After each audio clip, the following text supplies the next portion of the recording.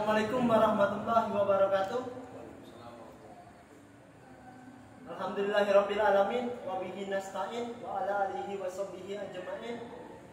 Asyhadu an la ilaha illallah wa asyhadu anna Muhammadan abduhu wa rasuluh. La nabiyya ba'da, amma ba'du. Puja puji syukur atas kehadiran Allah Subhanahu wa taala yang telah melimpahkan nikmatnya semua sehingga kita bisa berkumpul di tempat yang insya Allah penuh barokah ini. Amin amin ya rabbal alamin.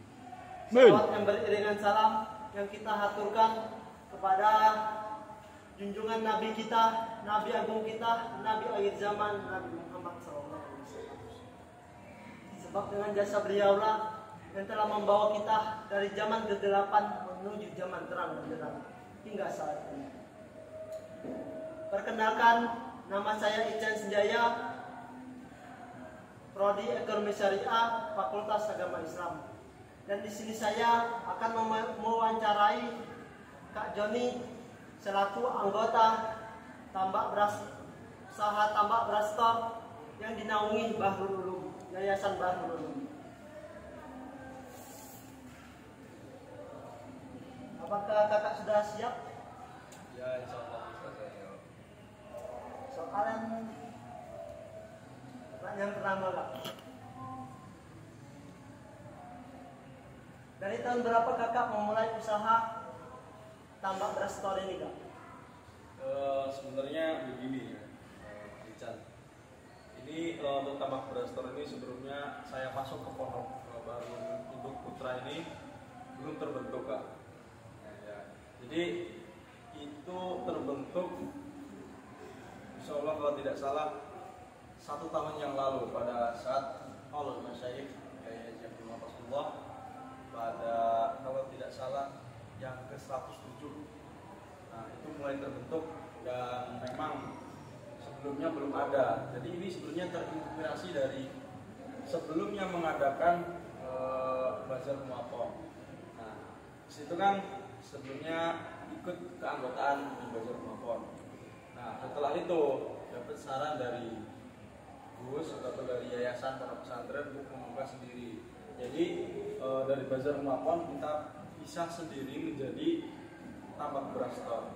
Nah, di situ kita bukan hanya bernaung di kegiatan-kegiatan saja, tapi kami juga aktif di media sosial seperti Shopee, Tokopedia, juga bisa di WhatsApp. Nah, jadi kurang lebih seperti itu terbentuknya ataupun kapan terbentuknya tambak beras store. Apa alasan kakak untuk memilih usaha ini? Yang pertama sih sebenarnya bisa disebut usaha, bisa disebut ngabdi juga ini, Kak. Ya, kalau usaha ini juga kita usaha karena dari yang pertama juga tambak beras store ini tidak ada sekali modal. Nah, jadi kami memutar pola pikir kami bagaimana caranya kita bisa berdiri tanpa adanya modal. Nah, di sini yang pertama memang kita dapat support system dari yayasan, dan yang kedua kami mengambil terlebih dahulu barang yang akan dijual. Contoh kaos tambak beras. Nah, itu di tokonya kita ambil dulu. Setelah itu kita adakan pre-order. Habis itu dana yang masuk ataupun hasil penjualan kita akan ganti. Nah, ganti untuk membayar yang telah diambil tadi. Jadi seperti itu. Selanjutnya, bagaimana kakak memulai usaha ini? Untuk memulai tadi sudah sedikit saya jelaskan. Dimulai ya waktu pertama itu saat masyaikh. Habis itu berkelanjutan terus menerus pada saat kegiatan-kegiatan event besar seperti ya Humapon, terus mungkin ada acara-acara lain, asparagus ataupun apa acara-acara yang khususnya pada pondok induk. Di situ pasti akan ada tambak beras store. Penghasilan kakak setiap ada acara itu berapa? Untuk penghasilan di sini tidak tidak pasti ya kan. Ada terkadang tergantung eventnya juga. Eventnya misalnya tingkatnya sejatim ataupun sejombang ya, itu mungkin tidak lebih dari 700 ataupun 600 kan. Nah itu pun kalau memang posisinya strategis. Terkadang kita membuka itu kurang strategis, jadi banyak yang belum tahu.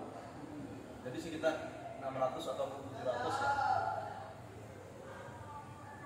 Setiap kakak membuka usaha ini, apakah kakak pernah menghadapi masalah? Kalau masalah ya apapun kegiatannya, apapun kita jualan apa pasti ada masalahnya kan.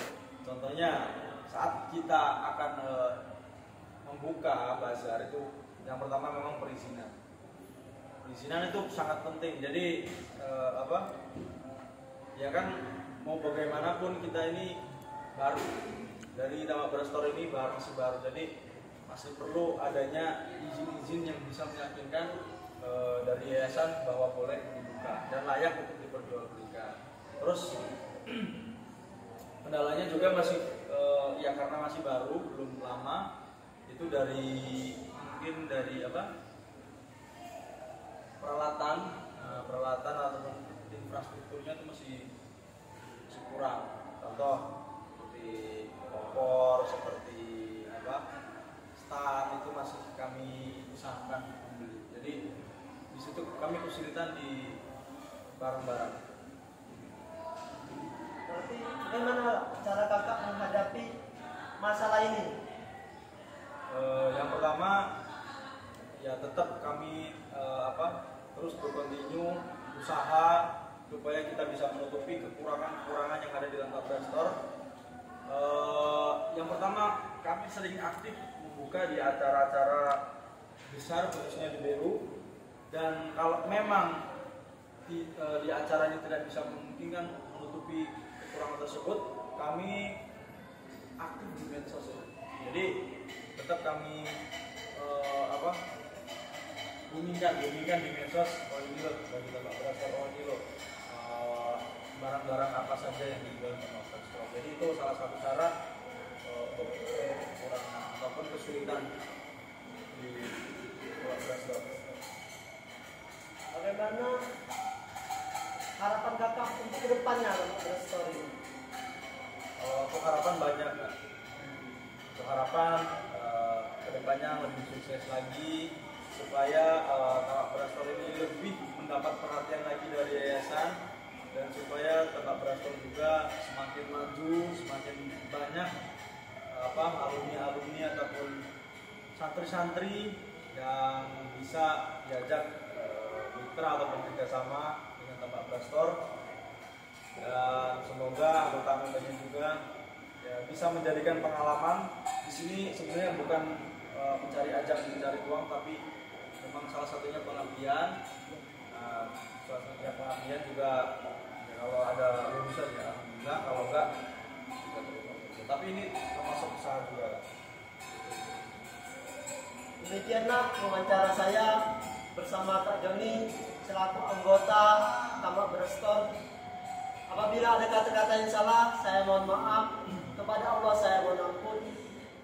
Wa iza farata fansab wa ila rabbika farghab. Fastabiqul khairat. Wassalamualaikum warahmatullahi wabarakatuh.